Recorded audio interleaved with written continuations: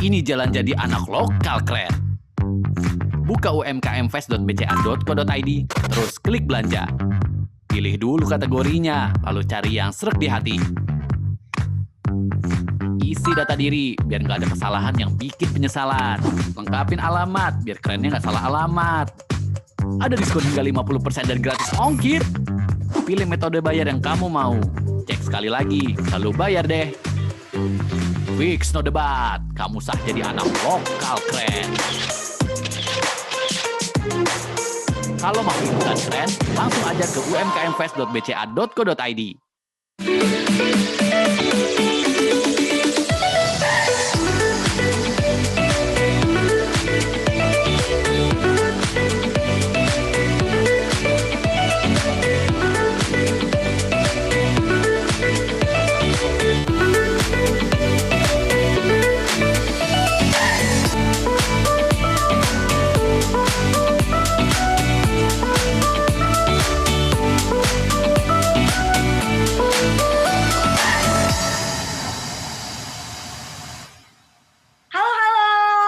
Siang semuanya.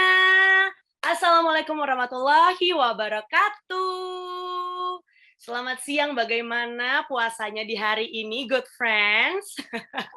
Selamat datang di webinar Manage Your Financial Business Like a Pro. Ya, nama saya Kenny Jafar, saya akan menjadi teman good friends hari ini untuk sama-sama kita belajar dari para pakar di bidang bisnis dan financial. Jadi good friends yang ada di webinar ini, silahkan memberikan semangatnya dulu buat yang lain yang sudah masuk ya. Kalau saya lihat di sini sudah lebih dari 100 orang. Wow, ya walaupun hari Minggu ya kan, tapi tetap semangat untuk belajar bersama-sama.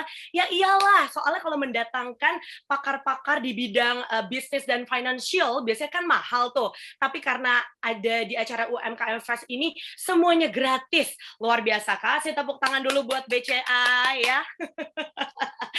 Oke, sebelumnya saya mau kasih tahu dulu nih, jangan salfok sama mata saya ya, karena ini saking cintanya sama BCA, jadi saya mau pakai softline warna biru supaya bener-bener BCA banget gitu. Nggak ya, bercanda ya good friends ya. Nah, aku pengen kasih tahu bahwa hari ini, webinar hari ini merupakan rangkaian dari UMKM Fest 2021. Dan acara ini resmi dibuka pada 16 April kemarin, dan akan ada banyak sekali acara seru lainnya di UMKM Fest 2021. Ada webinar, ada lelang, dan pastinya yang semua orang suka. Ya, betul sekali, ada diskon besar-besaran. Luar biasa ya. Jadi rame banget di UMKM Fest 2021 ini. Buat good friends yang mau melihat more info, silakan langsung saja ke website di umkmfest.bca.co.id. Dan jangan lupa ya, karena hari ini buat good friends yang aktif dalam bertanya dan pertanyaannya bagus, nanti akan saya bacakan dan juga akan saya tanyakan kepada dua narasumber hari ini, plus good friends akan mendapatkan flash senilai Rp150.000 untuk 5 orang pemenang. Yeay! Kasih tepuk tangan lagi biar semangat ya kan, walaupun puasa tinggal sekitar 3 jam lagi gitu kan, daripada kita ngantuk, daripada kita berdosa gitu ya karena melihat-lihat makanan. Mendingan gabung aja di sini. Jadi diundang lagi teman-temannya yang mungkin nggak tahu mau ngapain di hari Minggu ini untuk bergabung di webinar ini. Oke? Nah, tadi saya bilang kalau hari ini akan ada 2 narasumber. Wow, siapa saja hari ini? Baik, saya akan bacakan yang pertama. Ini sedikit profil tentang narasumber kita pada siang hari ini. Mas Anton Wiryono, ya, beliau merupakan founder dari Future Tense sebagai event producer dan juga music promoter, pencetus Jakarta Movement, Junction Festival Bali, back in the days, co-founder dari Bright Spot Market dan juga co-founder dari Goods Group. Oke, dan yang kedua kita kedatangan Bapak Arman Hartono. Beliau selaku Wakil Presiden Direktur BCA. Bapak Arman merupakan lulusan University of California San Diego di tahun 96 dan meraih gelar gelar Master of Science di bidang Engineering, Economic System, dan Operation Research di tahun 97 dari Stanford University, Amerika Serikat. Beliau juga pernah menjadi analis pada Global Credit Research and Investment Banking, JP Morgan, Singapura. Kemudian bergabung di BCA sejak tahun 2004. Dan kini menjabat sebagai Wakil Presiden Direktur BCA. Good friends, it's indeed a good day to learn a good things from GoodStep. So please welcome Mas Anton from GoodStep dan juga Pak Arman from BCA. Yeay! Halo. Selamat siang semuanya. Selamat siang. Nah, Pak dan Mas Anton, kita hari ini nggak janjian, tapi kita pakai bajunya gelap-gelap ya. Iya, sama semua nih. Iya, apa kita bertiga jodoh nih untuk membuat event-event seperti ini ya? Jodoh sepertinya nih ya. Oke, mungkin Mas Anton dan juga Pak Arman boleh menyapa good friends semua yang sekarang sudah ada 160 orang nih di grup, di chat ya. Wow, luar biasa, luar biasa. Silakan, mungkin boleh Pak Arman. Halo, good friends. Ya, semuanya sehat, segar semuanya ya, yang penting ya. Walaupun nggak terlihat ya. By the way, kita Iya. juga mau kasih tahu buat good friends yang mau buka kamera, boleh banget loh ya. Ya, supaya terlihat kita berbicara kepada manusia-manusia ya, Pak, siang hari ini. Biar tambah segar. Mas Anton, silakan menyapa good friends semua yang ada di rumah. Halo good friends, selamat hari Minggu. Mudah-mudahan hari ini menyenangkan dan berguna untuk kalian. Oke. Sudah hadir. Pak Arman, kemarin saya sempat mampir ke BCA tapi nggak ketemu Pak Arman nih. Apakah masih WFH atau sudah ke kantor, Pak? Saya WFA, work from anywhere. Wow, luar biasa. Iya, iya. Jadi bisa di mana aja ya, Pak ya? Iya, zamannya kan zaman now. Kita harus bisa work from anywhere, bisa bisnis dari mana aja, bisa manage keuangan dari mana aja. Betul sekali. Tapi hari ini ada di Indonesia kan, Pak? Atau di luar negeri atau di luar kota? Belum, saya di luar negeri, minggu depan kembali. Oh, baik. Tuh kan. Berarti di sana jam berapa, Pak? Kebetulan beda 1 jam aja. Oh, cuma beda 1 jam. Nah, penasaran dong, Pak Arman ada di mana nih? Main tebak-tebakan ya. Oke, Mas Anton, tadi waktu kita belum masuk ke room ini gitu ya, Mas Anton bilang katanya hari ini ada masalah tiba-tiba. Ya kan, Mas Anton? Coba kasih tahu di mana, apa jangan-jangan sebelahnya Mas Arman nih sekarang? Sebelahnya Pak Arman tahu-taunya. Internet saya mati ya. Hari gini kalau internet mati kan panik tuh ya serumah. Nah, yang hari ini biasanya anak-anak saya yang panik, hari ini saya yang panik nih. Tadi ngungsi ke rumahnya Pak Arman. Oh, ternyata Pak Arman nggak di Indonesia, Mas Anton yang ke rumah Pak Arman. Baik. Dari Jakarta. Ngungsi ke rumah Oke. orang tua, internetnya cukup sehat, mudah-mudahan nggak berbet. Luar biasa. Oke lah kalau gitu, saya yakin pasti 180. Wah, ini ketika ditampilkan narasumbernya semuanya langsung masuk, Pak. Pas saya ngomong tadi di awal-awal, sedikit Pak yang masuk, Pak. Kalau gitu pastinya good friend semua udah nggak sabar lagi nih untuk menerima ilmu pada siang hari ini. Kalau gitu, waktu dan tempat saya persilakan untuk Mas Anton dulu untuk memaparkan presentasinya. Silakan, Mas. Oke. Mungkin kita mulai dari ini ya, saya ngasih lihat perjalanan bisnis saya. Nah, tadi kan dibilang saya awal mulanya membuat event musik ya, dan saya juga pemusik, saya DJ gitu. Pertama nyari uang adalah intinya memainkan musik untuk orang. Itu cukup berhasil. Target saya untuk memenuhi hari-hari saya untuk di book itu akhirnya penuh. Akhirnya saya bikin perusahaan untuk mendukung itu, akhirnya jadi event organizer. Dan kita membuat event-event festival salah satu yang pertama di Indonesia ya, yang akhirnya kita juga banyak bikin event untuk perusahaan-perusahaan besar gitu yang mau menuju untuk ke target yang milenial, itu yang karakteris seperti milenial sekarang ya, tapi pada masanya masih Gen X sebelumnya kali ya. Nah dari situ pengalaman saya membuat festival, impian saya untuk masuk ke dunia retail ya, karena itu passion berikut saya setelah musik adalah waktu itu sneakers sama retail sama fashion. Akhirnya saya menemukan satu peluang, satu ide, gitu kan, yang namanya Bright Spot. Dia nih event, gitu. Kalau pernah mungkin kalian datang ke pop-up market yang terakhir beberapa tahun kemarin banyak ya. Bright Spot adalah yang pertama yang melakukan itu. Jadi di situ kita mengkurasi brand-brand kecil, kita kumpulin brand-brand kreatif di mall-mall terbaik di Jakarta, dan kategorinya ada di fashion, ada di aksesoris, ada di homeware, pokoknya semua yang menurut kita seleksi yang paling kreatif dan terbaik gitu ya. Dan acaranya itu terjadi selama 4 hari, makanya dia pop up. Idenya saya untuk dapat ide Bright Spot itu adalah dari pasar kaget. Satu malam mau pulang ke rumah yang biasanya lancar jalanannya, macet gitu nih, ada pasar ini gitu. Dari situ saya light bulb gitu untuk idenya si Bright Spot ini. Ini ada suatu retail gitu ya yang nongolnya sekali-sekali dan dia suasananya seperti festival. Menurut saya ini menarik banget, sangat compelling dan menghilangkan kebosanan saya dengan retail yang ada pada waktu itu di Jakarta.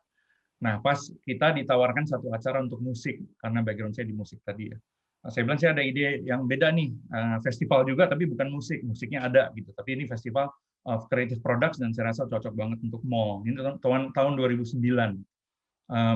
Jadi ini ada tempat kosong, saya mengisinya dengan orang-orang yang berjualan, kita pecah space-nya seperti itu, kita pilih yang terbaik. Di situ saya harus milih 25 vendor yang berjualan, kita kesulitan sekali, akhirnya kita dapatlah, kita rekayasa beberapa, dan acara pertama berlangsung, kita mendapatkan 25 vendor, 5.000 pengunjung, gitu, yang pada waktu itu cukup oke. Nah, setiap tahun kita bikin pada awalnya dua per tahun, ya, akhirnya berkembang terus, banyak mall yang minta setelah di Plaza Indonesia itu di GI, di PP, di Lotte, di PK Avenue, berkembang terus attendance-nya dari 5.000 ke 15.000 ke 20.000 ke 35.000, akhirnya ini event terakhir kita offline sebelum pandemi ya. Itu kita adakan di Asta sebelum mereka buka. Jadi mall yang belum buka, kita take over, pengunjungnya 79.000 orang selama 4 hari. Dan yang penting itu tadi ya, kita pertama mulai 25 vendor, yang kemarin itu kita 230 vendor, 350 yang waiting list. Gitu kan. Dan 80%, hampir 85% di situ adalah produk-produk lokal. Yang kita lakukan, kita promosi, kita panggil media segala macam. Terakhir juga kita pakai aplikasi untuk entry dan lain-lain. Jadi kita datanya udah dapat cukup bagus. Kemarin juga sebelum pas COVID sih intinya, kita akhirnya dapat kesempatan kerjasama sama kedutaan KJRI ya, konsulat di Los Angeles untuk bawa Bright Spot ke LA. Ya kita tadi mau membawa 15 brand ke Amerika, taunya COVID gitu. Itu salah satu yang cancel, tapi kita akan tetap bikin nanti setelah semuanya beres. Dan satu lagi yang kita lakukan, Bright Spot itu sangat event sekali ya, orang datang ada 80.000 orang selama 4 hari gitu. Kalau mungkin ada yang pernah datang, itu gimana caranya kita bawa itu ke online dan dikasih suatu experience gitu. Biasanya kalau di online kan hanya membeli ya. Ini kita kemarin ada suatu ide di mana kita bikin virtual city gitu. Ini contohnya kita pivot, waktu itu kita nggak bisa bikin event, kita tetap harus bikin event. Dan kita bikin konsep ini virtual city. Orang masuk ke dalam sini, dia klik ke gedung, dia masuk ke dalam situ, tetap bisa lihat-lihat booth-nya dari brand-brand itu dan belanja dari situ. Nah itu Bright Spot ya, dari pertama kita 25 vendor 5.000 orang, kita berkembang ke 79.000 orang, vendornya ratusan, dan akhirnya kita sekarang bisa nambah juga untuk online-nya.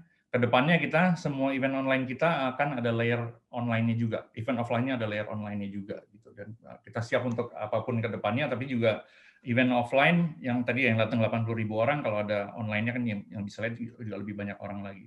Dan misi kita untuk mempromosikan mereka, menjual barang mereka akan lebih terjadi lagi dengan online ya. Jadi itu perjalanan sangat penting. Nah, karena ngelihat traction dari ini, bahwa segitu banyak brand yang akhirnya sekarang merespon platform kita ada satu ide kemarin untuk bikin konsep ya. Konsep ini based on Dev Store ya, banyak orang Indonesia belanja di Dev Store gitu. Cuman kalau kita ke Dev Store juga, wah kok buat anak muda kok experience-nya kurang oke ya. Gitu. Nah ini kita ada suatu ide untuk membuat Dev Store yang beda. Gitu. Lagi-lagi kita ditawarkan tempat. Pada waktu itu menarik karena tempatnya ini kita ditawarkan. Kalau kita sewa pada waktu itu kita belum bisa. Ini kita ada tempat yang kosong nggak terpakai, kita sistemnya revenue sharing. Kita masukkan intinya brand-brand yang ada di Bright Spot ke situ, gitu kan, 80% lokal, terkurasi, terus di situ nanti akan ada restorannya, ada kafenya, nah itu jadi the good step yang pertama.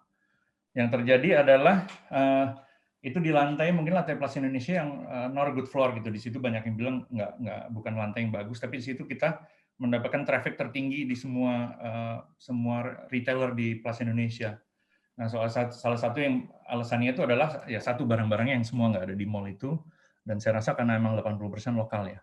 Dan di dalamnya kita berkolaborasi dengan seniman, dengan brand-brand itu untuk membuat acara untuk mendekor interiornya pun. Gitu. Kalau lihat di gambar ini ada graffiti itu dari anak-anak yang bikin merchandise di kita. Akhirnya kita di feature di CNN, di Monocle Magazine, Wall Street semua untuk jadi platform yang efektif untuk brand-brand baru. Dan juga akhirnya jadi suatu movement ya untuk local brands. Gitu. Ini ada platformnya yang bisa mempromosikan dan menjual. Dan akhirnya di awal itu kita start pertama dengan ada beberapa investor ya, yang teman-teman kita. Akhirnya berkembang, traction cukup banyak. Kita sekarang ada private equity investor plus ada pinjaman bank juga. Kita expand ke beberapa lokasi ya. Yang pasti terhambat sedikit karena COVID, tapi nanti setelah COVID kita akan berkembang lagi. Di dalamnya yang kita bilang juga bahwa tempat nongkrong sama restoran itu penting. Pada waktu kita start belum banyak tuh konsep retail yang ada F&B-nya. Kita di situ kita mengembangkan bisnis F&B juga di dalam situ. 40% dari bisnis kita adalah F&B. Nah, tadi yang beberapa yang kita pakai ya, ini yang menarik untuk di brand Good Step adalah kolaborasi.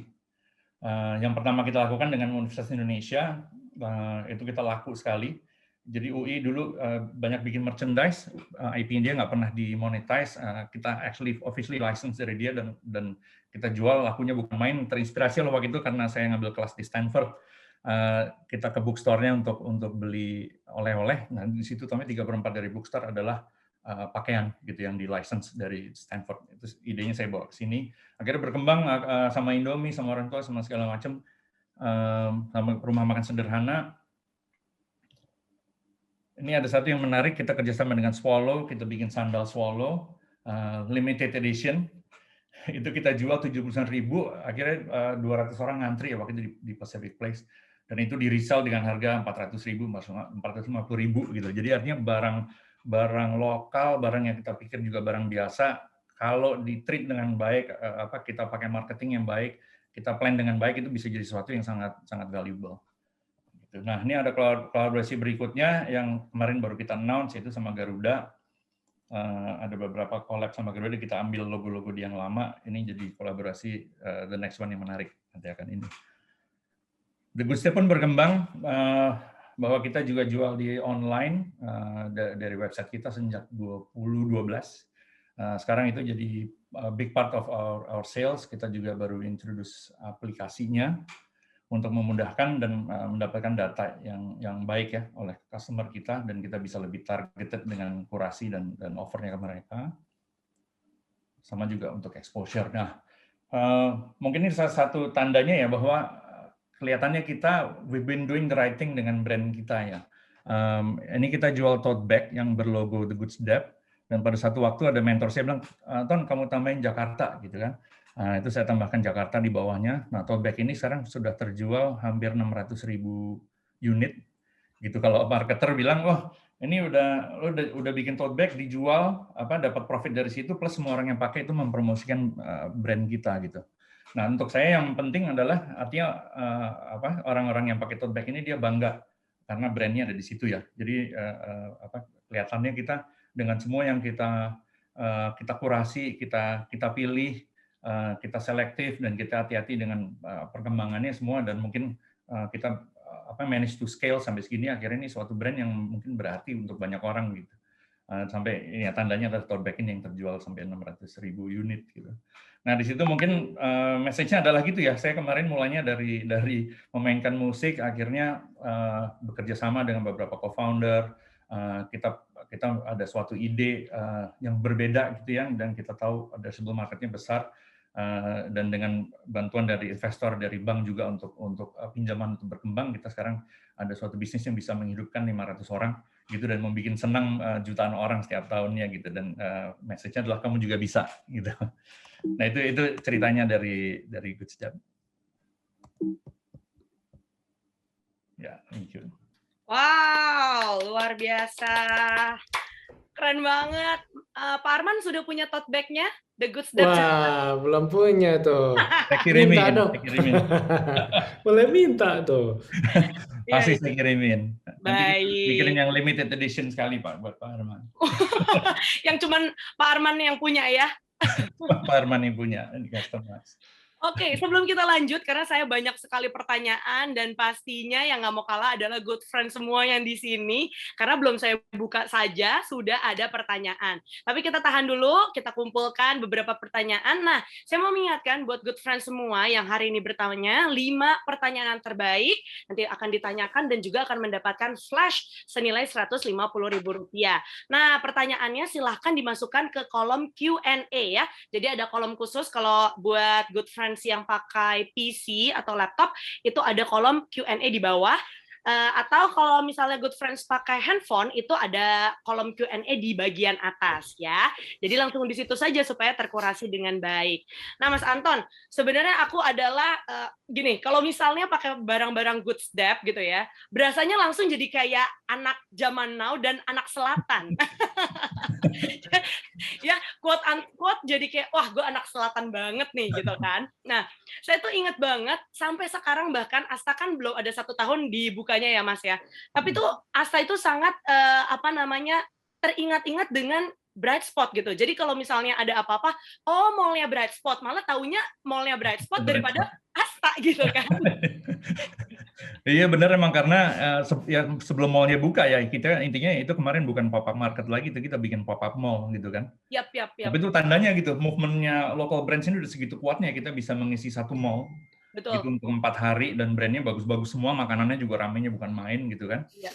Itu kebetulan saya juga ngantri Mas. Di situ bukan hanya ngantri sebagai pengunjung, tapi saya juga ngantri sebagai brand yang dikurasi untuk masuk ke dalam Bright Spot. Oh, gitu kan? Belum masuk ya? Iya, belum masuk. Jadi saya akan coba lagi tahun-tahun ke depan, siapa tahu langsung dibawa ke Los Angeles ya. Ya, betul. Harus dicoba. Itu salah satu mungkin yang di kita non-negotiable ya, yang membuat brand kita adalah kita sangat strict sama kurasi tadi, sama pilihan tadi. Bahwa kita nggak menerima, semua kita menerima yang menurut kita yang terbaik, yang ada yang cocok buat market kita gitu kan, kita nggak akan maksakan gitu. Itu dia Mas, itu sebenarnya yang saya ingin tanyakan. Ini dari experience saya ya, Pak Arman kita tahan sebentar karena saya mau curhat dulu. Nggak, sebenarnya saya gini Mas, penasaran banget gitu kan. Kayak tadi Bright Spot itu sangat strict gitu dalam mengkurasi brand-brand local brand yang ada gitu kan. Plus juga tadi kalau saya lihat memang Good Step sendiri juga banyak berkolaborasi dengan brand-brand Indonesia gitu kan. Dan brand-brandnya ini pastinya yang kita maksudnya udah familiar banget gitu, kayak Swallow kan siapa yang nggak pernah beli Swallow gitu kan. Dan banyak sekali tadi seperti penyedap makanan dan sebagainya. Sebenarnya DNA seperti apa sih Mas yang sesuai dengan Good Step atau Bright Spot gitu? Boleh dikasih tahu nggak Mas? Supaya saya bisa catat nih sekarang dan mungkin good friend semua bisa belajar juga.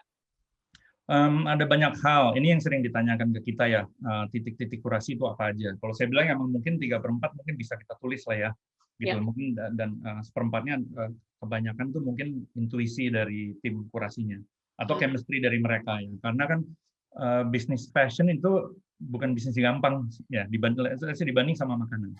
Kalau saya bikin nasi goreng, saya selamanya kira-kira bikin nasi goreng gitu. Tapi kalau fashion itu setiap bulan tren itu berubah. Gitu kan. Jadi kita harus mengikuti tren yang ada di luar negeri dengan tren forecasting, dengan kita lihat di sosial media segala macam, tapi kita juga harus aware sama yang apa yang terjadi di lokal. Tambah data yang kita dapat ya dari bisnis kita yang berjalan. Nah, kombinasi itu semua plus dari tadi ya chemistry dari selektor dari kurator tadi itu yang akhirnya membuahkan suatu pilihan gitu kan, yang driven by data dan driven by feeling juga sih gitu. Nah, kalau dilihat yang sekarang relevan itu kan kita ada di bisnis relevansi ya. Sekarang this relevancy economy gitu kan. Anak muda sekarang taste-nya cepat sekali gitu. It's the speed of internet, it's the speed of Instagram gitu kan. Fashion tuh di situ sekali. Makanan pun sekarang didorong untuk lebih cepat gitu inovasinya. Nah, dari situ kita membuat seleksi kita dan kadang-kadang kita akan mencari sesuatu yang mungkin sama yang kita bikin. Ada brand yang membuat sesuatu yang beda gitu kan. Contoh kalau saya bikin Good Step sama department store yang besar dan yang ada di mana-mana itu saya nggak mungkin bisa menang. Tapi kalau saya bikin sesuatu yang beda, tapi saya hati-hati ya dengan planning saya, dengan target market saya dan branding saya segala macam, itu kelihatannya kita bisa lebih kedengaran. Jadi sometimes it pays to be different di era sekarang gitu. Tapi kita mesti benar gitu bisnis di belakangnya gitu. gitu. Jadi kita juga milih brand-brandnya kadang-kadang yang gitu. Kalau ada sesuatu yang kalau yang kamu jual sama yang 50 lainnya kemungkinan besar akan kita lewatkan. I Tapi see. kalau ini sesuatu yang beda gitu nonjol, kalau Seth Godin bilangnya purple cow ya. Semua sapi warnanya putih hitam nih, ada sapi yang ungu gitu, atau ada satu kotak paku nih, ada satu paku ungu. Ya mungkin kita akan melihat yang itu dulu gitu. Itu tip dari saya. Yap. Nah, The Good Friends bisa belajar juga nih. Dan selanjutnya nih Mas, kalau sekarang kan ada Pak Arman gitu ya. Jadi kita akan membawa pembicaraan ini sedikit kena soal financial gitu loh Mas. Nah, seberapa penting sih sebagai pelaku usaha, apalagi sekarang Mas Anton sudah besar banget gitu kan, sudah menjadi Goods Group gitu kan. Seberapa penting pelaku usaha ini mengerti soal mengelola keuangan? Untuk saya, ini Pak Arman, Pak saya dulu. Boleh Pak Arman dulu mungkin, karena sepertinya sudah nggak sabar nih ya. Gimana Pak Arman? Penting sekali gitu, karena namanya judulnya aja manage your financial business. Financial business tidak terpisah, itu bukan sesuatu manage business dan manage finansial itu tidak terpisah. Dua-duanya sekaligus. Karena ya hidup ini kan energi semuanya. Ya kita energi, makanan energi gitu ya, terus habis itu kita beraktivitas, kita energi semuanya. Bisnis itu soal energi juga, sama kayak kehidupan. Kita butuh menerima energi, kita butuh mengelola, dan kita butuh mengalirkan, butuh menyimpan juga. Kalau kebanyakan kita panas mati, kalau kita tidak ada tenaga kita mati. Sebenarnya lebih kayak financial itu, saya cara melihatnya lebih bagaimana kita manajemen energi di lingkungan kita. Nah untuk bisa itu ya tentu mesti dapat paham dulu bagaimana bisa dapat energi itu ya. Jadi ada uang ya, kalau ada laba atau apa. Nomor satu tadi yang sudah Mas Bro Anton ini sudah cerita bagaimana kita membuat konsep yang menarik, kita membuat solusi, kita membuat sebuah fashion, ada makanan, ada konsep yang memang mudah diakses dan value-nya, nilai tambahnya baik bagi nasabah. Dan kemudian dilakukan edukasi, saya bilangnya SAVE, Solution, Access, Value, Education. Itu ada SAVE ya, ada solusinya, ada aksesnya, mudah aksesnya, value-nya pas bagi nasabah yang tadi Bro Anton sudah cerita semua. Dan dia edukasi, dia lakukan marketing dengan cara yang unik. Edukasi juga harus dengan cara yang unik, yang gampang diingat, harus nyeleneh dikit gitu.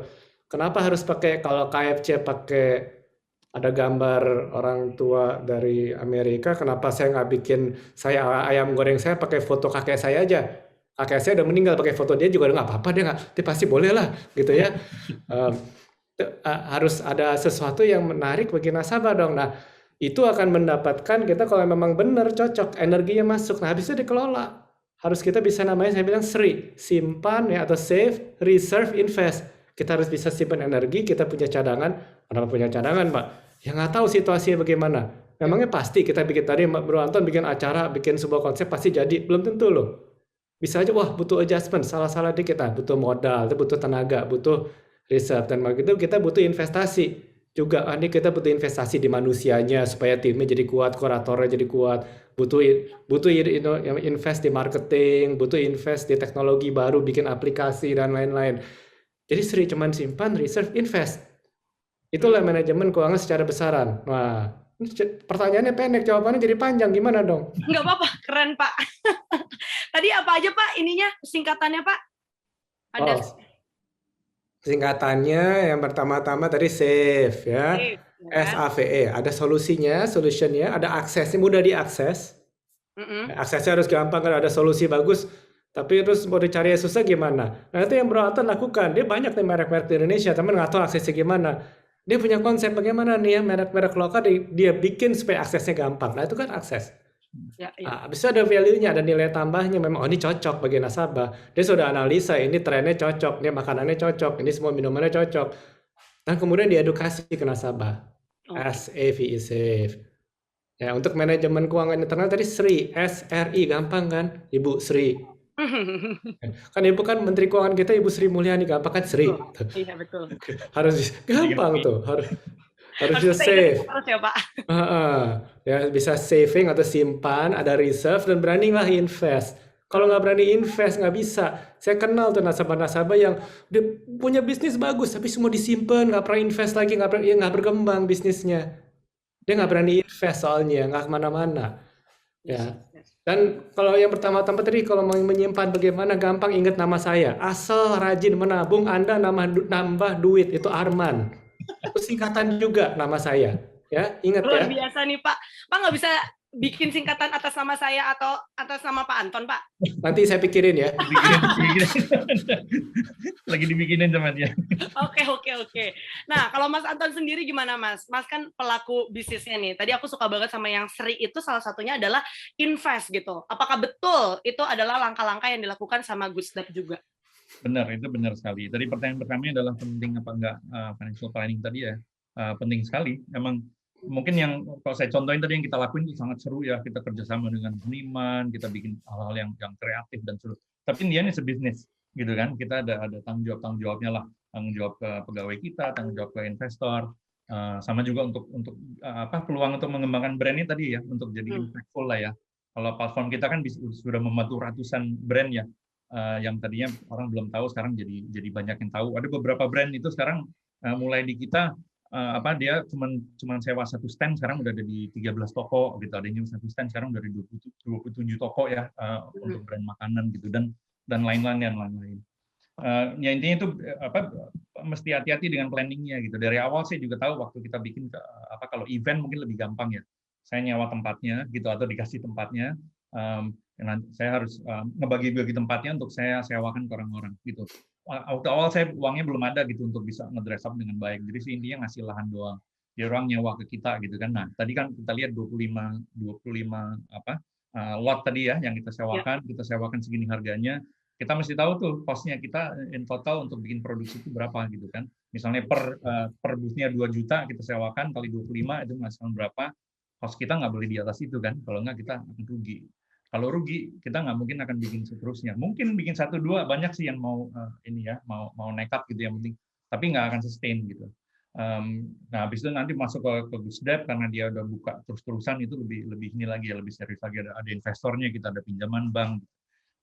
Financial planning-nya sangat penting di situ. Kita nge-track-nya itu, kita ada weekly meeting untuk make sure semuanya on track dari budget yang kita set tahunan. Di minggu itu kalau under sebelum akhir bulan kita harus apa gitu untuk kita bisa mencapai. Kalau under di bulan itu, di bulan depan mereka harus achieve lebih gitu. Karena nanti kalau nggak di ujung tahun kita akan under, kita nggak bisa berkembang gitu. Kita nggak bisa bayar pinjaman kita dan lain-lain. Jadi untuk saya itu penting banget. Kemudian kalau kita bilang ini creative business ya it's still a business gitu. Jadi kita perdalam. Saya bukan orang finance, kuliah saya manajemen gitu, dan saya waktu itu lebih ke marketing ya, dan saya passionnya ke musik gitu. Tapi financial itu salah satu yang kita benar-benar mesti ngertiin sih. Walaupun nanti kalau udah tambah besar ya, sekarang saya ada satu tim lah finance accounting-nya ada banyak. Jadi kita juga sebagai yang mengarahkan perusahaannya kita tetap harus ngerti dan di big part of planning-nya itu. Yap. Oke. Kita lanjut lagi ke pertanyaannya. Sebenarnya sudah banyak yang bertanya karena ini waktunya juga terbatas gitu ya. Jadi saya langsung aja deh nanya ini dari Good Friends. Oke, yang pertama ini tidak menyebutkan namanya. Tolong karena Anda akan mendapatkan Rp150.000 ya. Pertanyaannya adalah bagaimana strategi bisnis penetrasi pasar di segmen kaum milenial yang terkesan low price. Trennya juga sering berubah gitu kan. Ya seperti yang tadi Mas Anton bilang kayaknya cepet banget. Bulan ini apa, bulan depan bisa berubah lagi gitu kan. Gimana tuh Mas? Satu sebenarnya mungkin itu pasar emang benar ya, fickle sering berubah, tapi itu pasar yang cukup besar gitu karena Indonesia ini punya geografik demografik bonus ya. Kita banyak anak mudanya gitu dibanding kayak negara lain kayak Amerika, Jepang dan lain-lain. 50% orang-orang Indonesia kalau nggak salah ya itu di bawah umur 30. Jadi pasar ini besar sekali. Jadi worthwhile untuk melihat. Nah, tapi kita emang harus ngerti apa yang mereka mau gitu kan kalau bisa penetrasi gitu. Salah satu tadi yang kalau dilihat yang kita lakukan adalah kita men-celebrate hal-hal yang heritage tadi kan Indonesia Garuda kita ngambil logo lamanya gitu. UI kita ngambil Universitas Pan Indonesia 1849 dari sejarahnya. Jadi anak-anak sekarang yang kita baca adalah mereka senang hal-hal yang otentik gitu kan. Sejarah adalah satu yang udah pasti otentik. Jadi kalau kita men-celebrate sejarahnya dari suatu brand itu jadi duit punya ngomongnya kalau di ini kita gitu. Satu lagi authenticity itu juga tadi di kolaborasi. Kalau kolaborasi itu kira-kira nggak ada nggak ada, there's no reason untuk terjadi kolaborasi itu ya, tadi sempat ditanya kan, kolaborasi dengan itu juga akan kebaca sama mereka. Intinya market sekarang itu adalah market yang terpinter menurut saya dalam sejarah konsumen. We have the smartest consumers dibanding di sejarah yang kita pernah ada. Orang mau tahu apa dia tinggal Google, dia tahu gitu. Jadi sekarang seringkali konsumernya lebih pintar dari penjualnya gitu. Dulu nggak begitu. Nah, artinya sekarang yang kita bisa lakukan adalah kita benar-benar autentik, kita harus apa adanya, tapi kita juga harus sangat inovatif dan cepat berubah, gitu. Yang udah pasti kan, ya kita sempat ngomongin kemarin pas ngobrol-ngobrol ya, bahwa emang ya bisnis itu nggak pernah sesuatu. Jadi Pak Arman juga bilang, there's never a straight line gitu kan. Kemarin ibaratnya tuh ada yang bilang juga kalau pesawat mau mendarat itu kalau kita lihat dia lurus mendarat, padahal enggak, dia kedorong angin, kedorong itu dia koreksi terus gitu sampai akhirnya mendarat. Nah, kalau kita udah siap dengan koreksi tadi, gitu kan, bahwa kita sadar itu never a straight line, itu udah a good step into making sure bisnis kita bisa berjalan terus. Iya. Mungkin saya juga boleh saya mau sharing tadi mengenai konsep bisnis ya dari Mas Anton tadi. Cara melihatnya juga bisa seperti kehidupan, siklus kehidupan gitu di bisnis. Karena ini memang di judulnya UMKM, tapi belum tentu UMKM apa, pokoknya bisnis lah secara umum. Kita seperti mulai dari telur, jadi ulet, kan harus makan ya. Kalau ulet ya memang targetnya makan, jangan dimakan burung gitu aja. Itu kan masih startup banget. Habis itu dia harus makan yang banyak untuk membuat cadangan dan banyak gitu ya. Buat apa? Untuk nanti dia transformasi, metamorfosa. Jadi kepompong. Selama 21 hari nggak ngapa-ngapain tuh dia. Nanti begitu itu dia harus keluar dari kepompongnya itu menjadi kupu-kupu. Berubah lagi. Jadi yang contoh nih Gus Tiap dulu mulainya dari musik, jadi acara apa, sekarang jadi macam-macam. Itu akan berubah terus, nanti berikutnya apa juga Mas Anton nggak tahu. Nanti akan coba-coba lagi. Ya, sama saya juga di BCA begitu gitu. Mulai coba dari pembayaran, terus belajar kasih kredit, ada asuransi, ada macam-macam. Itu ya kayak kita berjelma, tadi cuman telur jadi ulet, jadi kepompong, jadi kupu-kupu, kupu-kupu harus berkembang biak lagi. Bagusnya saya kasih lihat aja deh. Saya kasih lihat ada slide-nya, boleh ya sebentar ya? Oh, boleh banget dong, Pak. Bisa biar lebih inget gitu aja. Udah kelihatan. Udah mantap. Nah, ya kayak begini aja ya. Kan ini bisnis seperti itu. Kita mulai dari startup. Saya nggak tahu di sini nasabah-nasabah di sini ukurannya seperti apa, tetapi ini ilustrasi saja. Wow, kita mulai dari awal akan berubah, nanti akan berubah dan berubah. Nah, di sinilah kenapa kita harus bisa satu dapat energi, ya bisa dapat revenue yang bagus. Kalau kenapa kita harus manajemen keuangan yang baik? Supaya karena suatu saat kita harus transformasi. Atau ya ada seperti situasi sekarang ada pandemi, harus transformasi bisnis juga. Yang tadinya kita full offline menjadi online. Ya ada beberapa pertanyaan saya lihat di question, aduh saya dulu bisnisnya begini, sekarang sulit begini. Ya mau nggak mau kita harus berani invest transformasi. Dari mana ya untuk transformasi kan butuh tenaga, iya butuh modal. Itulah kenapa sebelum terjadi sesuatu kita sudah siap modal juga. Ya dan akhirnya kalau sudah memang rasanya Anda bisnisnya berkembang bagus, terus waras lagi enak nih, jangan diem-diem loh, itu saatnya Anda harus bertelur lagi. Nah bisnis juga sama, mulai dari kiri bawah inkubasi. Dia transform menjadi harus menambah nasabah banyak suatu saat. Terserah sih mau nambah atau enggak. Dia opsi sih mau pindah zona atau enggak. Ya. Suatu saat dia akan menjadi profitable kayak kanan atas. Suatu saat kalau dia memutuskan diri menjadi sebuah perusahaan atau usaha yang volume besar, nambah toko tadi 1, 2, 3 sampai 20, 50 toko atau 50 gerai atau nasabahnya tambah banyak. Dia harus nanti investasi untuk efisiensi. Ya, mulainya dari effectiveness dulu. Kalau dari awal, Pak saya baru mulai gimana? Carilah bisnis yang efektif. Maksud, lu jangan terlalu mikir efisien dulu, baru masih skalanya kecil kok, kiri bawah gitu ya. Mesti tahu kita kalau di bisnis itu bisnisnya kemana, manajemen keuangannya fokusnya di mana. Saya kasih contoh. Ya kalau memang dari awal masih baru mulai, ya fokusnya di inovasi produknya dulu, solusinya dulu inovasi. Coba-coba cari customer. Dan harus agile, karena emang di awal bisnis apapun kita kira-kira tahu, saya mau bikin makanan yang enak, saya mau bikin fashion, saya mau bikin layanan lah, sebuah layanan.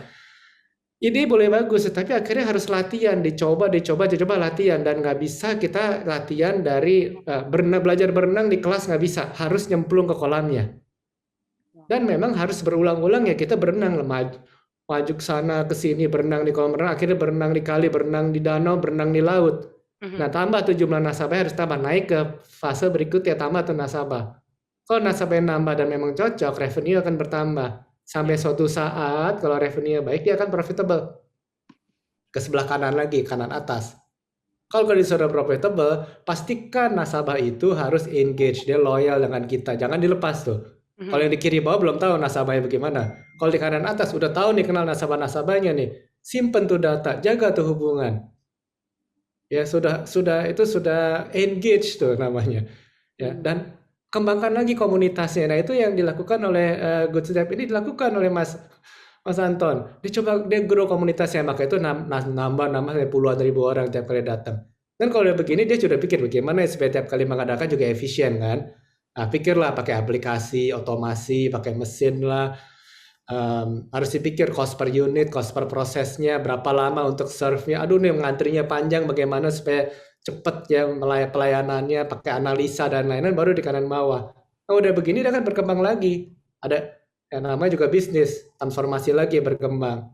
Nah, kalau BCA juga begini, kita juga pakai. BCA sudah di sebelah kanan, kita sudah besar ya, sudah profitable, dan tapi nasabahnya 22 juta.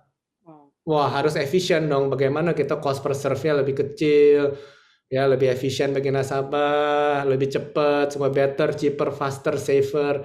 Tapi nggak boleh diam di situ. Kita harus invest lagi ke yang kiri bawah. Kita bikinlah BCA Digital, aplikasi baru, perusahaan-perusahaan baru, invest di perusahaan-perusahaan startup baru. Ya, dan ada perusahaan-perusahaan yang lain sudah mulai profitable seperti BCA Insurance, Sekuritas, BCA Syariah. Ya, ada yang belum profit, BCA Life, karena juga ada startup juga. Jadi jangan dilihat nih usaha kecil besar apa, tetap akan ada siklusnya dan akan selalu berubah terus. Ya. Wow. Dan ini siklus yang akan muter lagi gitu ya Pak ya? Ya kira-kira saya hanya ilustrasi saja. Apakah ilustrasinya nanti kehidupan persis seperti ilustrasi tadi saya? Mungkin enggak. Ya. Tapi dan pilihan juga ya bagi nasabah ada. Saya kenal dia bikin kue bagus, dia hanya mau satu toko dan dia nggak mau nambah toko dan sudah profit, dia sudah enak. Iya. Ya, saya orang Kudus. Ada tuh yang jualan makanan apa yang jam 11 sudah habis. Iya. Dan dia nggak mau nambah toko, dia sudah puas. Begitu itu keputusan diri, nggak apa-apa. Iya. Ada yang sempat viral tuh Pak. Udah viral di sosial media. Setelah semuanya udah pada datang, tutup Pak. Bener-bener nggak jualan lagi. Karena capek katanya.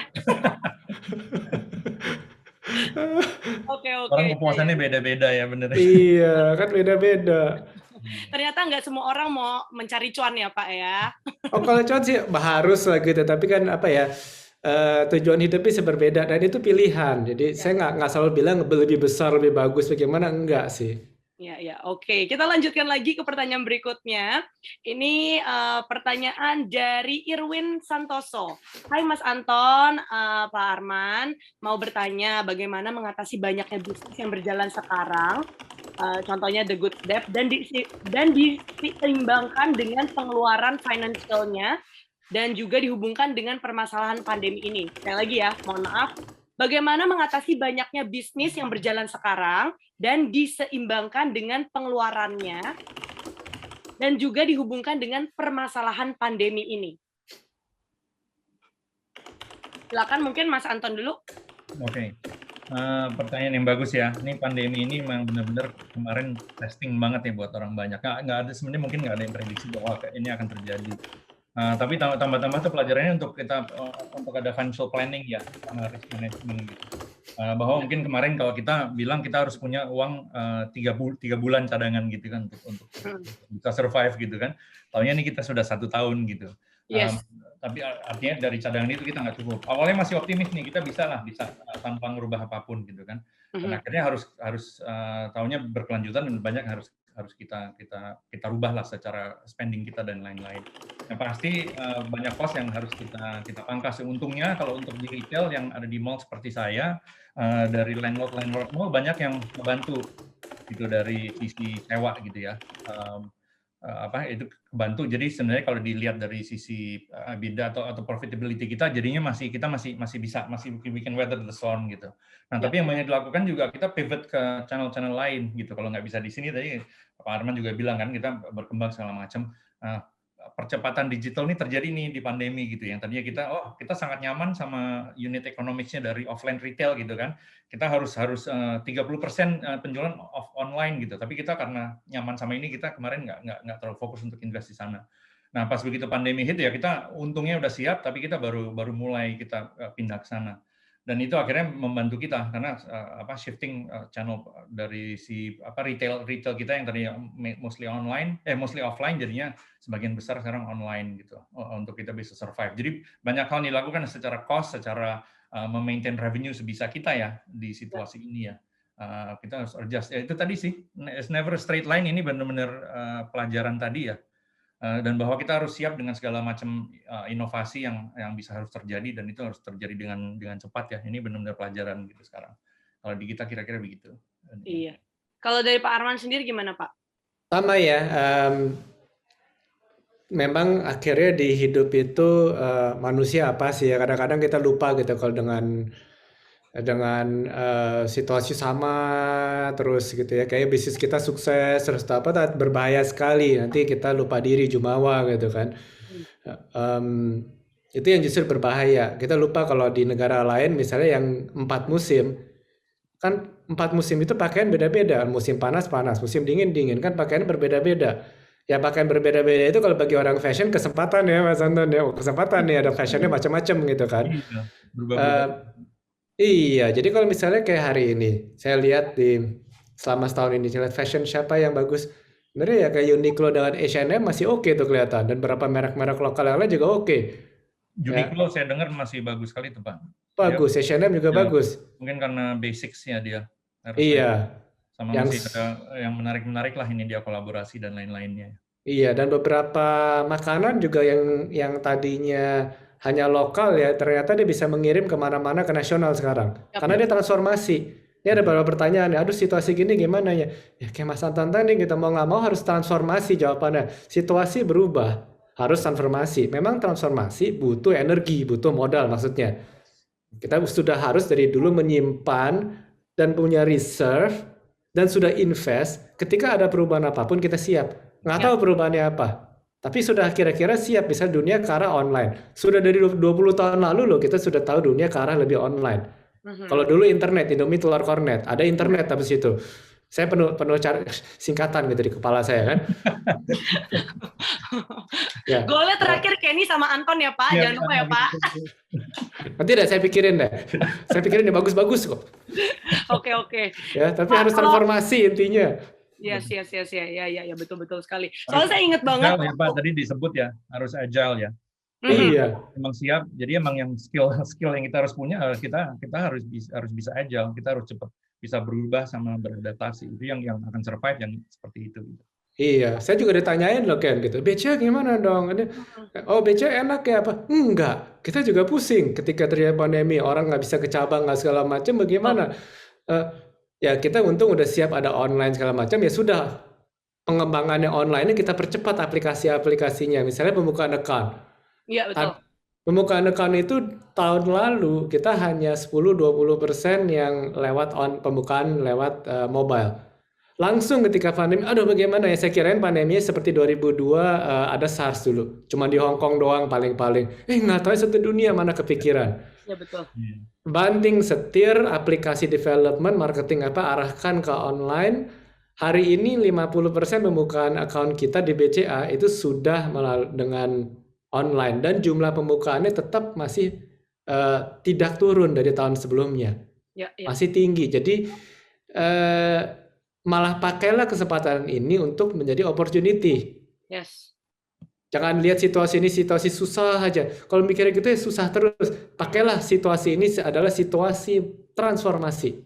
Betul.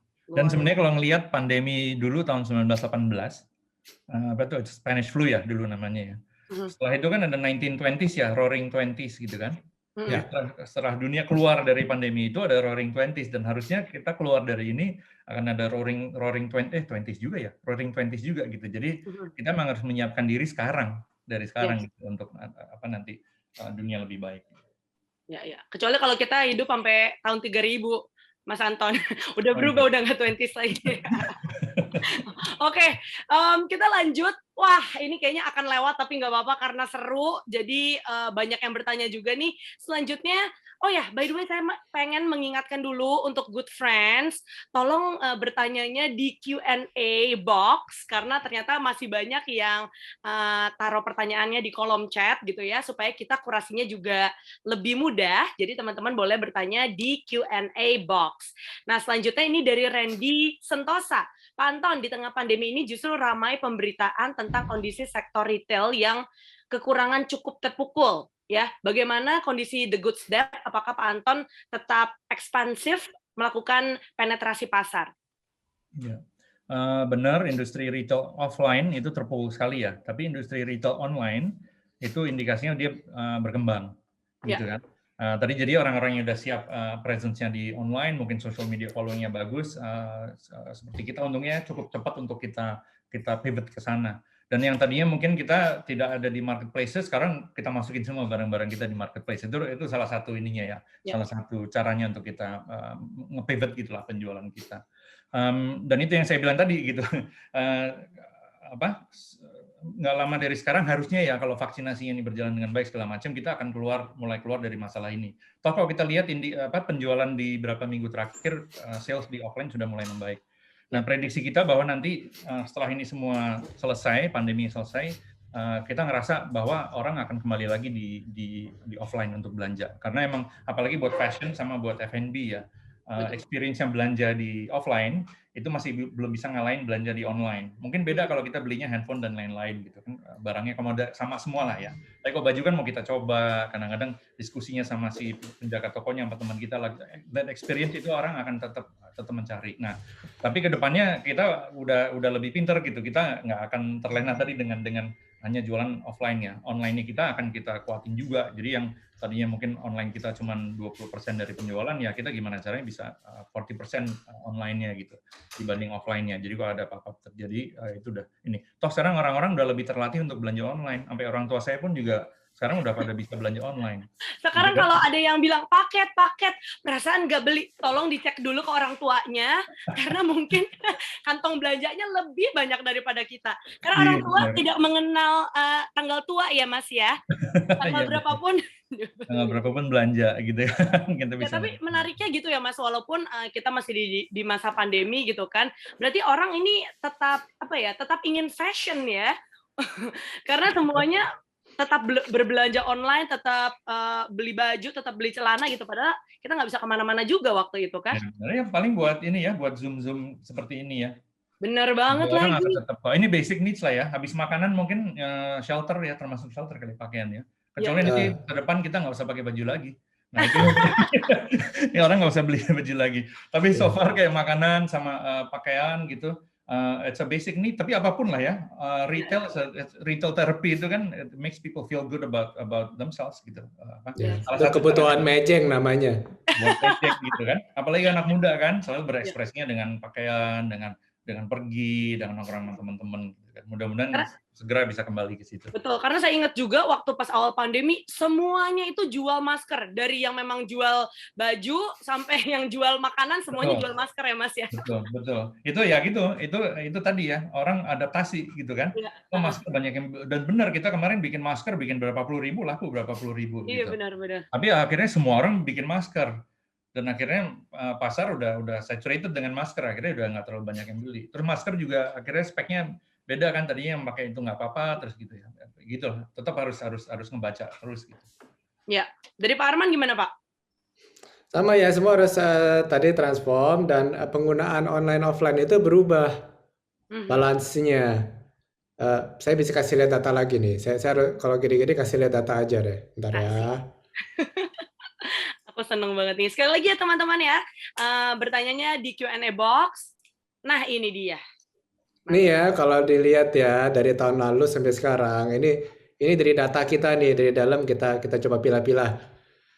Yang naik gila-gilaan itu yang e-wallet dan apapun yang e-wallet itu termasuk yang online semuanya lah. Yang ungu dilihat nih kayak yang di sebelah kiri, naik semuanya. Ya. Ya, yang tadinya semua turun, grocery di awal-awal pandemi naik dulu karena orang nyetok takut kan, habis itu turun, habis itu naik lagi normal.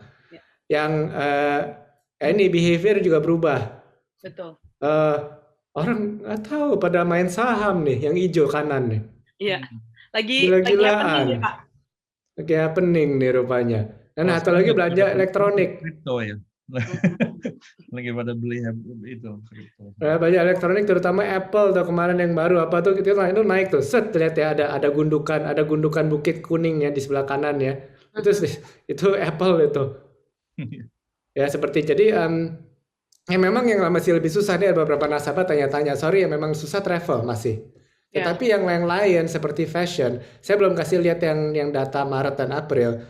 Itu sebenarnya grafiknya yang ungu ya fashion itu udah mulai naik yang sebelah kanan. Ya ini kan lagi menunggu ntar mau lebaran tuh apa kita lihat sih aktivitas untuk nyetok barang segala untuk kayak Tanah Abang, Pasar Pagi apa sebenarnya sudah mulai bergerak. Ya itulah semoga ini ada gambaran dikit untuk membantu lah. Ya dan seperti di BCA, apakah semuanya bisa online ya? Enggak, buka account bisa online, transfer bayar bisa online. Tapi untuk minta kredit, bis usaha, untuk rumah aja kemarin kita coba exposure kita coba ya. Yuk dengan para developer bikin exposure, mereka jual rumah kita KPR-nya 388%, ada kartu kredit juga gitu. Tetap untuk rumah orang harus lihat rumahnya, mobil juga harus cobain mobilnya. Baju ya harus coba gitu ya gimana gitu kayak kecuali emang udah repeat order, baju bisa udah repeat order, udah tahu ukurannya, sepatu segala. Tapi bagi yang memang sudah biasa online dan sudah repeat, contoh tuh sepatu ada Brodo tuh di Bandung, nasabah kita juga tuh kenal juga lah pasti nonton ya kenal. Mereka yang nggak apa-apa, memang dasarnya mereka tadinya mulai jualan online, terus mereka ada kayak pop-up store apa begitu. Ya nggak apa-apa. Jadi memang saya nggak bilang harus semuanya online, tetapi harus cari balancing yang baru. Ya, oke. Kita lanjut lagi Pak pertanyaannya. Pertanyaan keempat dari Ariwe. Selamat sore, saya sedang jalanin bisnis bidang makanan. Mau tanya nih, idealnya biaya promosi itu berapa persen ya kita alokasikan dari pemasukan kita, dan periodenya apakah harus rutin, karena bagi bisnis kecil yang mulai bisnis kecil nih mulai bingung nih dengan pengalokasiannya, apalagi di saat ini brand-brand besar banyak banget promonya kan, di satu sisi ingin besarin bisnisnya dari income yang dapat, tapi harus dialokasikan juga untuk promo. Mohon tipsnya. Nah bagaimana tuh Mas? Nah, menarik ya, bisnis F&B emang kita lihat lagi booming banget gitu ya. Tapi juga masalahnya lagi booming banget, artinya kompetisinya banyak sekali. Yang terjadi seringkali jadi banyak price war juga ya, yang kita lihat. Nah, sekarang kan yang menarik juga banyak penjualan yang apalagi yang untuk yang kecil-kecil kan itu bukan di outlet fisik tapi di online ya, yang artinya di platform-platform delivery gitu kan. Nah, kalau saya bilang tetap beriklan itu apalagi pakai targeted ads kayak Facebook segala macam itu penting untuk dapat traffic ke sana lah, untuk yang nggak ada traffic nggak ada conversion lah ya. Itu perlu, jadi mungkin juga promosi di platform juga yang kita lihat itu sangat efektif, conversionnya cukup besar. Jadi harus dialokasiin. Kalau baru saya rasa alokasi promosi itu harus cukup besar gitu kan untuk dapat awareness di awal. Tapi kalau berjalan kayak kita mungkin budget promosinya itu di F&B kita mungkin di 6%-an sekarang ya dari revenue kita gitu, untuk memaintain, tapi tetap harus ya. Dan promosi itu macam-macam. Kita juga lihat sekarang influencer itu efektif, gitu kan? Dan mesti milih-milih juga. Ada influencer yang mungkin dia besar, tapi kita kasih ke dia atau kerja sama dia, conversionnya kecil gitu. Jadi kita harus coba-coba terus sampai dapat yang pas buat kita. Gitu. Kalau saya rasa ya karena kompetisinya banyak, kita tetap harus berpromosi, tetap harus ada inovasi. Saya lihat sekarang makanan tuh yang baru keluar terus gitu, lebih cepat daripada sebelum-sebelumnya selama ini gitu kan. Ingat waktu itu pandemi pertama mulai ada Dalgona Coffee gitu kan. Iya betul. Oke, umurnya cuma 2 minggu ya. Kayaknya bisa Semua orang dalgona habis itu nggak ada lagi gitu kan. Sekarang cycle-nya dari tren itu cepat sekali, udah hampir kayak fashion di F&B. Tapi bisnis F&B yang dapat itu ini sih luar biasa sih. Kalau bisa dapat, tapi very tough competition right now. Ya, kalau yang di F&B ya yang paling penting sebenarnya di luar tadi promo terserah lah, tergantung 5-10%-an gitu, tergantung lagi mau ngapain ya Mas Anton ya. Tapi yang tetap dijaga, yang suka nggak disiplin dari nasabah saya, contoh beberapa saya ada contoh, itu di bahan makanannya, kualitas makanannya. Kalau tetap makanan kan nomor utama ya makanannya, rasanya harus benar pas ya. Itu di cost of goods, cost ratio-nya itu jaga di 35-45%. Anda di bawah 30-an% itu udah terlalu nyari bahan terlalu murah, nanti akan masalah kualitas. Kalau udah kena sampai 50% dari ongkos udah kemahalan bahannya, itu nggak sustainable. Jagain tuh 35-45% itu tetap lebih penting daripada yang promonya apa sekarang. Kadang-kadang kalau makanan promo lagi turun apa, asal makanannya masih enak, semua masih konsisten, asal masih ada nasabah yang repeat biasanya. Ya. Tadi ya ngomongin food cost ya, kan ada juga delivery itu nge-charge-nya cukup besar ya. Jadi emang bener-bener ya kalau bisa sih di 40 maksimum tuh ya. Nah, kalau dihitung tuh udah mepet sekali gitu kan. Gitu. Kalau naikin harga jadi terlalu mahal gitu. Jadi ada mesti pas nanti itu. Tapi quality benar. Makanan enak mau ngumpet di mana tetap dicari orang. Betul, yang penting kualitas makanannya dulu gitu sebelum promo. Ya tergantung lah, Anda itu lihat momentum, feelingnya momentum lah. Kok nih lagi minggu ini, nanti Lebaran saya siapin, simpen dulu budgetnya. Lebih seperti itu bisa. Saya nggak rekomen promo itu konsisten sama terus.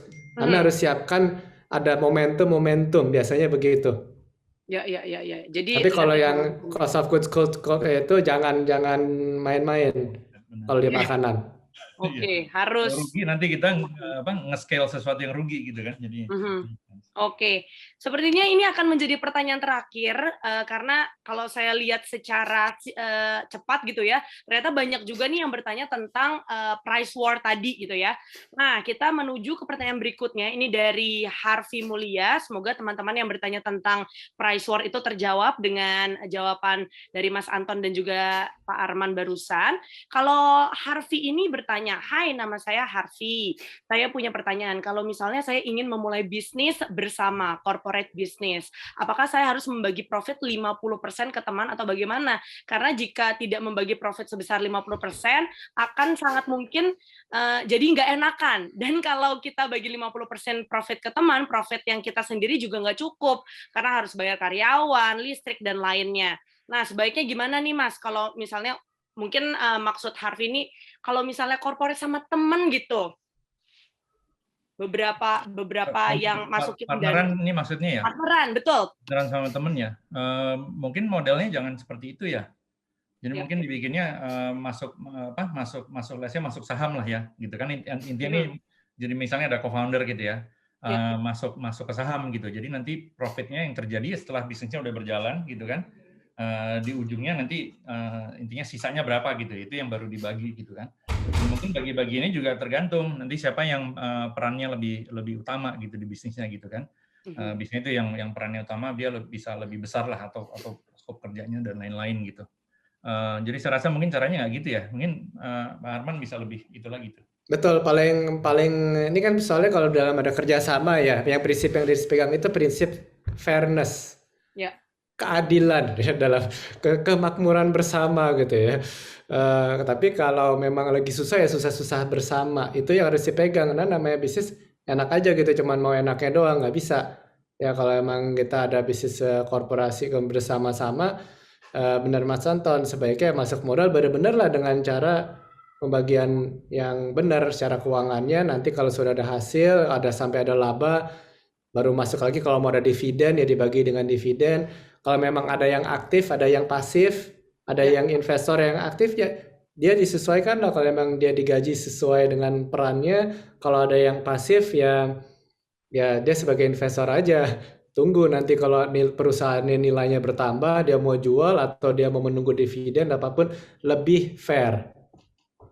Ya. Kalau maksimal berapa orang sih Mas spokesperson-nya gitu? Kalau misalnya PT-PT sama teman-teman gitu. Idealnya berapa orang, Mas? Katanya kan nggak boleh terlalu banyak kepala tuh.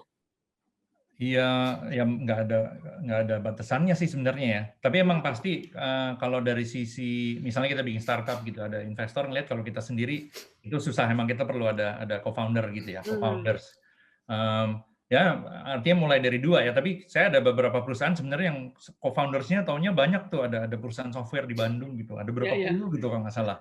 Mungkin dia ke satu kolektif gitu kan, terus jadi bikin bisnis bareng. Nah, tapi di situ diatur gitu. Nanti yang aktif tadi juga Pak Arman bilang kan, yang dia pasif tuh, yang sisanya yang aktif hanya beberapa gitu kan. Antar masuk di posisi-posisinya kan, dia ngurusin apa gitu. Nah, itu yang dikompensate secara gaji gitu, yang bisa bikin keputusan di situ, yang lainnya suaranya kalau pas ini aja gitu kan, atau waktu-waktu tertentu gitu, ataupun nggak ada suaranya. Berarti nggak ada patokan ya, Pak? Patokannya mungkin saya bukan jumlahnya berapa ini. Patokannya harus ada motornya yang day to day-nya. Itu ya kasaran antara 3 sampai 6 gitu, karena sendirian nggak bisa, benar. Karena kita nggak mungkin jago di semua hal, paham semua, nggak mungkin. Ada yang jago di marketing, sama-sama investor. Iya, ada yang lebih jago di keuangan, ada jago di bikin produk, ada yang jago di desain, jago di apa. Intinya ada sinergi. Nah, itu ada tim inti ya, mau terserah mau joinannya berapa orang, tapi intinya pas lagi di kerjanya benar-benar ada beberapa sampai 6, kalau lebih sampai belasan orang pengalaman, yang lain udah nggak kedengeran. Kayak kita di satu kelas keramaian gitu, 40 anak gitu ya. Tapi kalau 20 anak di satu kelas masih oke, tetap ada kayak gitunya. Kalau nggak dicuekin sama gurunya. Bisnis juga kebanyakan orang dia susah membuat keputusan. Jadi harus ada, intinya ada semacam kesepakatan, governance di mana membuat keputusannya cukup cepat, kontrolnya ada, dan tetap cukup masukan. Karena kita nggak mungkin punya semua satu kit, saya sendiri punya ide semua, tetap butuh banyak masukan. Ada yang nyeleneh sana, kenapa nggak pikir begini, Man? Wah, begini berbeda begini. Itu butuh. Kadang kita argumen atau apa kita butuh. Tapi kalau udah kebanyakan susah. Nah, jadi kalau jumlahnya banyak nggak apa-apa, asal tim intinya tetap yang produktif. Ya, wow, terjawab semua. Terima kasih Pak Arman dan juga Mas Anton. Saya mau mengumumkan dulu nih pemenangnya. 5 pemenang untuk pertanyaan terbaik, yaitu Mas Andreas Budi, Irwin Santoso, Randy Sentosa, Ariwe, dan Harvey Mulia. Sekali lagi untuk Andreas Budi, Irwin Santoso, Randy Sentosa, Ariwe, dan Harvey Mulia, silakan mengirimkan data dirinya berupa nama, nomor handphone, dan alamat pengiriman ya. Nanti teman-teman dari BCA akan memprosesnya. Oke, nama, nomor telepon, dan alamat pengiriman. Nah, untuk terakhir kalinya nih Pak, chatnya ke panelis ya, by the way, hati-hati nanti nomornya tersebar dan alamatnya tersebar. Jadi dikirimnya ke panelis saja cukup untuk nama, nomor telepon, dan juga alamat. Nah, sebagai penuturan terakhir nih mungkin dari Pak Arman dan juga Mas Anton, kalau Pak Arman boleh nggak sih Pak kasih tahu nih kira-kira BCA sebagai perbankan gitu ya, apa sih yang disupport nih untuk UMKM? Dan tadi ada yang minta Pak, mohon maaf nih, akronimnya bisa diulangi Pak, asal rajin menabung apa tuh katanya dari nama Arman gitu ya. Asal rajin menabung, Anda nambah duit, benar kan? Oh iya benar. Oke. Saya mau ini apa? Jadi kalau dari BCA sendiri, kita sangat support ke UMKM, terutama melalui kredit. Kredit adalah kredo kepercayaan. Ya, memang kita kalau namanya dari bank memberikan solusi keuangan itu seperti kredit, akan cocok bagi usaha-usaha yang sudah punya model bisnisnya, sudah lebih jelas. Dia sudah tahu nih, udah gini dan sudah mulai ada cash flow-nya segala. Tapi dia ingin mengembangkan, mau nambah toko, mau nambah masukan barang lebih banyak, butuh working capital, dia mau investasi, mau apa, bisa beberapa tuh. Kayak memang ada kredit bisnis, ada yang suka dengan karena dia sudah punya rumah untuk agunan, dia pakai KPR refinancing. Ada juga yang kalau sudah mau bertambah gitu, tapi agunannya dia terbatas, tapi kita sudah kenal percaya, ada namanya Smart Cash. Itu banyak solusi, termasuk asuransinya, kita ada BCA Insurance ya. termasuk untuk life insurance bagi karyawannya, kemudian ada payroll-nya, ada cash management-nya. Nomor satu, karena suka lupa gitu, adalah pembayarannya dari sistem cash management-nya dengan sederhana ya, klik bisnis, kita ada KBBIS untuk yang perusahaan lebih besar. Itu banyak sekali sih solusinya. Kalau Anda membutuhkan, tinggal menghubungi teman-teman BCA di cabang terdekat kapanpun juga. Oke, nggak bisa langsung menghubungi Pak Arman? Ada beberapa sih langsung hubungin saya juga boleh. Wah, rate-nya beda nih langsungan. Oke, Pak Arman, thank you. Untuk Mas Anton sendiri, gimana mungkin boleh support-nya untuk Good Friends yang punya UMKM nih? Iya, mungkin yang tadi seperti kita bahas ya, I think it's a good time sekarang untuk berbuat sesuatu ya, bahwa kemarin ini kita akan melewati pandemi sebentar lagi, better times are coming. Jadi kalau sekarang punya ide-ide bisnis atau ada bisnis yang berjalan, ini waktunya untuk dikembangkan, diperbaiki, dan mungkin dipikir untuk di-expand gitu. Tadi kita juga bahas kan cara mengekspandnya ada macam-macam ya, dan tahap yang beda-beda. Dan juga cara promosinya juga sekarang dengan digital atau channelnya pun ada fisik, ada digital. Jadi sekarang waktu yang sangat baik sih untuk mencoba sesuatu gitu, untuk mencoba berbisnis gitu atau mengembangkan bisnisnya. Yes. Oke, kalau gitu kita kasih tepuk tangan dulu untuk kita semua sore hari ini. Saya pikir kalau misalnya kita nggak akhiri di sini, nanti akan berjam-jam gitu ya, karena selalu akan ada pertanyaan, dan ini adalah pembahasan yang seru sekali gitu. Jadi sekali lagi saya ingin mengucapkan terima kasih buat Pak Arman dan juga Mas Anton, sukses selalu dan pastinya sehat terus. Pak Arman ditunggu kedatangannya di Indonesia kembali, Pak. Oke, terima kasih semuanya. Mas Anton, Thank you, Kenny. Thank you, Anton. Thank you semuanya, nasabah BCA. Ya, dan pastinya seperti yang tadi sudah dibahas terus gitu ya sama Mas Anton, harus belajar untuk mempromosikannya di dunia digital gitu ya. Dan ini adalah pembahasan-pembahasan yang kita pelajari selama webinar yang diadakan oleh BCA di UMKM Fest 2021. Jadi buat teman-teman masih ada beberapa webinar selanjutnya. Kalau kemarin itu kita sempat belajar sama TikTok, kita sempat belajar sama Facebook. Jadi ini merupakan kesempatan yang langka banget untuk Good Friends belajar secara gratis ya. Jadi saya ingin mengingatkan lagi untuk terus update, terus melihat perkembangan acara-acara apa aja yang dilaksanakan oleh BCA, pastinya di websitenya umkmfest.bca.co.id. Kalau gitu selamat untuk 5 pemenang, jangan lupa mengirimkan data dirinya ke panelis, dan usai sudah hari ini pembelajaran kita tentang Manage Your Financial Business Like a Pro yang dipersembahkan oleh BCA UMKM Fest 2021.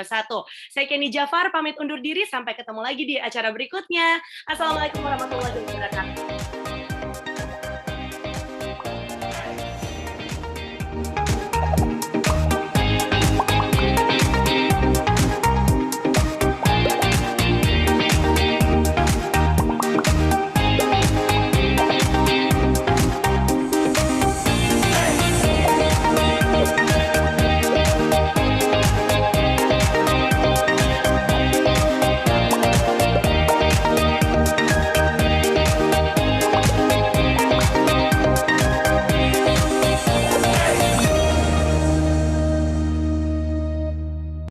Ini jalan jadi anak lokal keren. Buka umkmfest.bca.co.id, terus klik belanja. Pilih dulu kategorinya, lalu cari yang sreg di hati. Isi data diri, biar nggak ada kesalahan yang bikin penyesalan. Lengkapin alamat, biar kerennya nggak salah alamat. Ada diskon hingga 50% dan gratis ongkir. Pilih metode bayar yang kamu mau. Cek sekali lagi, lalu bayar deh. Fix no debat, kamu sah jadi anak lokal keren. Kalau mau ikutan keren, langsung aja ke umkmfest.bca.co.id.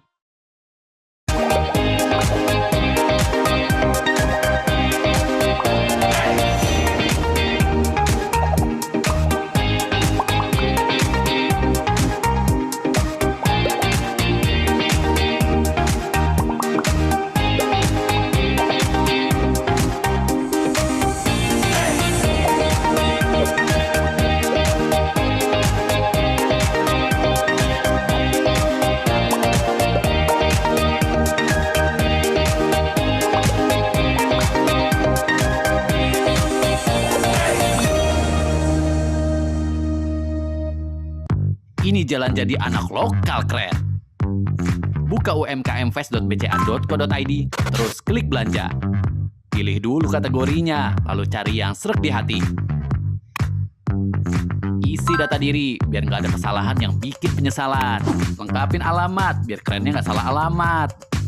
Ada diskon hingga 50% dan gratis ongkir.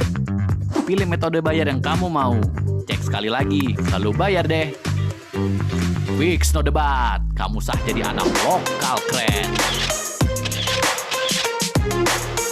Kalau mau ikutan keren, langsung aja ke umkmfest.bca.co.id.